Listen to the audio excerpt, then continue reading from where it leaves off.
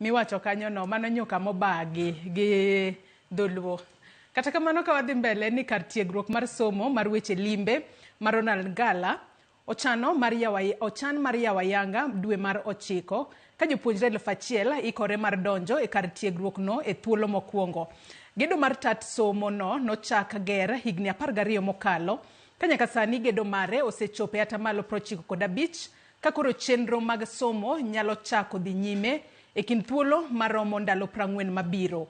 Koloso kod jofwambo tok limo skunno e kaunti ma Kilifi, jagore migawo mar limbe Julius Bitok wacho ni skunno biro bedo kod kit somo ma ibiro beda ka ichiwo e yor lony manyasani.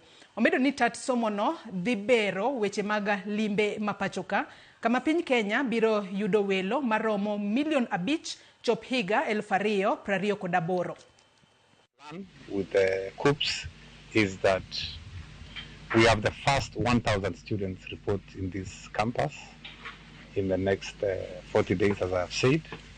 And we are working together with the Kenya Utalii College, Tourism Fund, the county government of Kilifi, and all the stakeholders to ensure that everything is set for the students. It's really an amazing facility, and it's one of its own kind in Africa. It will be able to generate the workforce for the hotels, not only here in Kilifi County and Coast, but in Kenya and beyond.